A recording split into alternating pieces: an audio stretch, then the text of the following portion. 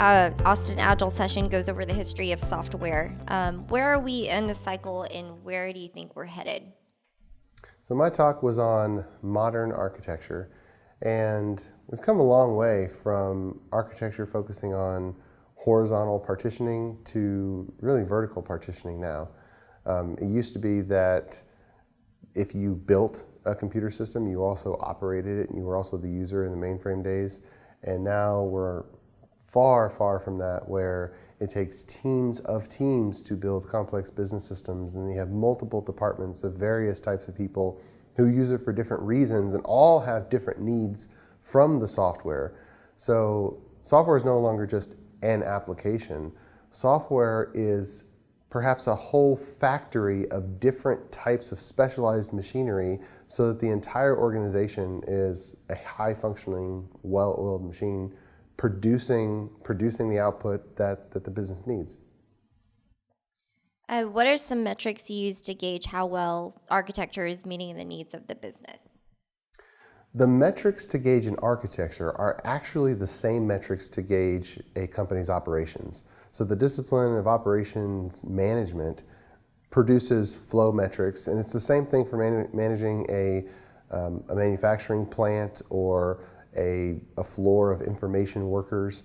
The business metrics are what the architecture needs to maximize, and that's why architectural decisions around fault tolerance are important, because if a system goes down, or even one of the application goes down, well, now people are less productive and the business performance suffers. And so that's just one example. User experience is one element of architectural decisioning. User experience is, on the one hand, productivity, and on the other hand, pretty. So a lot of people, when they think UX, think the design side. Well, that's an important half. But the other half is productivity, and that's a metric that goes to how the employees of the business are being effective and productive in their day-to-day job, and how the system enables them to do their job yields those business metrics. Is there one business metric that you feel people tend to gravitate towards but then ignore a couple of others? No, there is no agreed upon metric for measuring an architecture. But when you step back from the financial performance of an organization that relies heavily on the automation of a business software system, the operational metrics are the ones that gauge that productivity and the effectiveness, and those are the surrogates of revenue and gross margin for the organization. So if a call center has the metrics around call resolution or call reduction or reducing second time calls, whatever those first line metrics are to gauge the effectiveness, well, the architectural decisions in the software should be designed to maximize those operational metrics. If you have the tech side not really communicating with the business side of things, what are those symptoms? Like, what are the effects that it has on the organization overall, and how can you bridge that gap? Well, the technology organizations have the business organizations as a customer. And if it wasn't for a business investment or a business operational need, the technology would be unnecessary. The business organizations are the customer, they're the boss, and if there's no alignment, then there can't be any effectiveness. What are some ways that you have used or kind of seen that would further that alignment or actually make that alignment happen? Well, in our services practice at ClearMeasure, we ask the client up front, what is your business goal? What is the outcome? Help us understand how you maximize revenue and minimize expenses, so we get a good understanding of those operational metrics. And armed with that, we make sure that everything we do yields favorable trends in those numbers, and we track those numbers, and we help report those numbers to our business customer, because clients don't hire us just to spend money and build some software and write some code.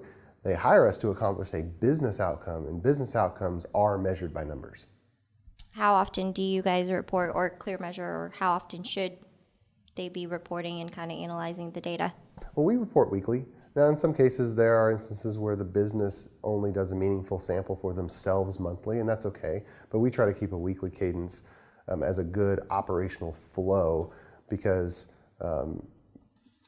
larger results from the month or the quarter won't be on track if the daily operational activities are not on track. And so weekly. Right.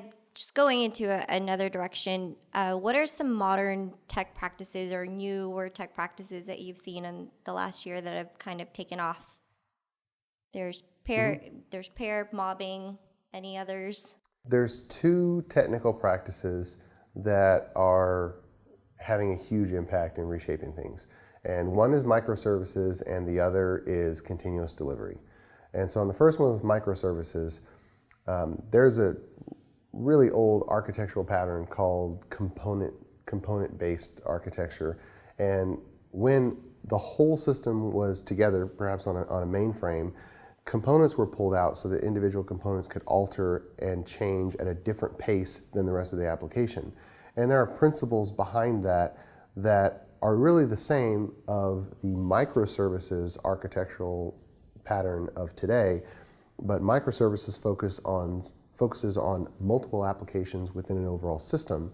And instead of having one large system with horizontal layering, microservice breaks up that large system, sometimes called a monolith, into multiple applications in a vertical segmentation or vertical partitioning, and then allows altering of technology stack, development process, development personnel, and release and deployment processes so that each application of the overall system can be aligned with the group of users or department that it needs. For instance, a judge at a courthouse might need, and their clerks might need a particular application, and a county jail would need a different part, but that might all be that might all be in one law enforcement system. The jail runs 24/7, and because someone in the middle of the night might need to be checked in, but the judge's docket doesn't do anything in the middle of the night. So if you're making an architectural decision around fault tolerance or uptime or performance, the characteristics of both of those are very different, and getting sophistication on either of them costs money. So it might make sense to invest in one of them in one area, but it would be a waste of the business's money to do an equal investment in that area for the other application that doesn't need that level of sophistication because the needs of the user group are different. So that's microservices. Continuous delivery is the other one that's we found to be applicable in almost any online system.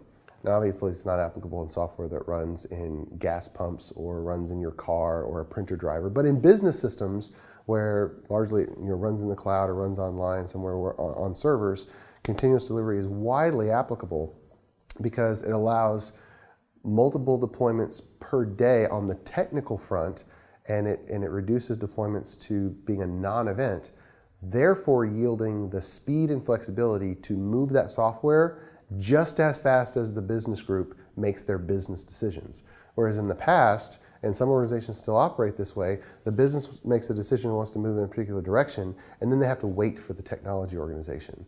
Continuous delivery reduces that wait to almost nothing.